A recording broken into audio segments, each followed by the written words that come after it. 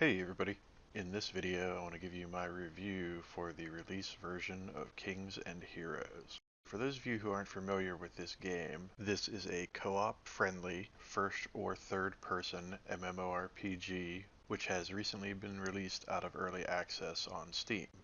Some of the unique characteristics of this game are that it supports party sizes of up to 8 players.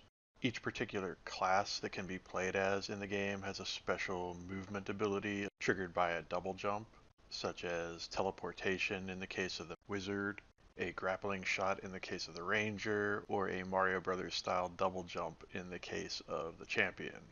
Kings and Heroes also features many of the standard tropes of its genre, such as an open world to explore, but perhaps the biggest, most noteworthy thing that this game has going for it are its dungeons, which come in two flavors. There are procedurally generated, randomized dungeons that can be accessed through tables in the inn located at the center of the map, or bespoke, more elaborate dungeons whose entrances are located in parts of the world that are a little more challenging to reach.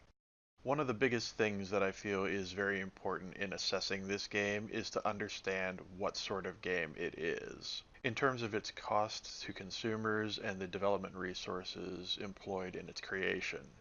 In point of fact, this is a $20 game developed by a handful of people, and it's therefore important to factor that into assessments of its quality and scope and technical proficiency.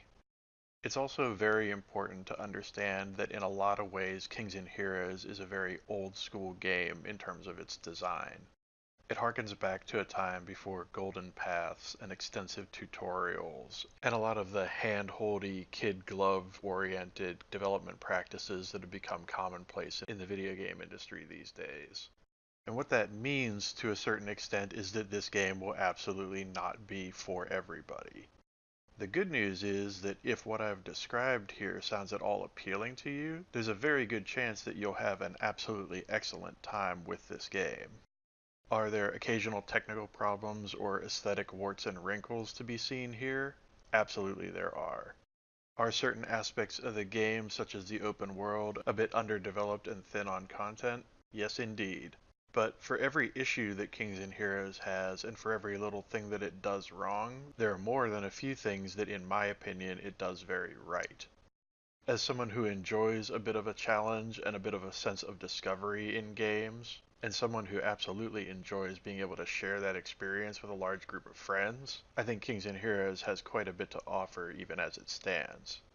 It's also worth noting that the game's developers have been very vocal in stating that they are by no means done in terms of adding content and features and bug fixes to the game.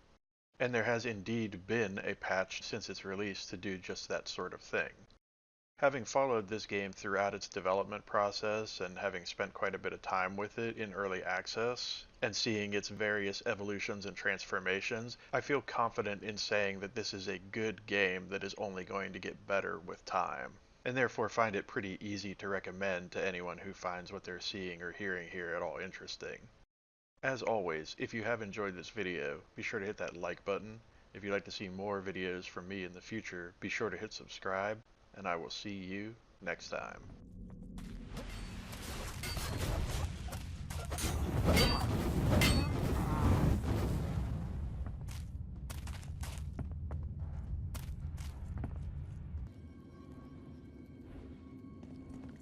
I'm ready.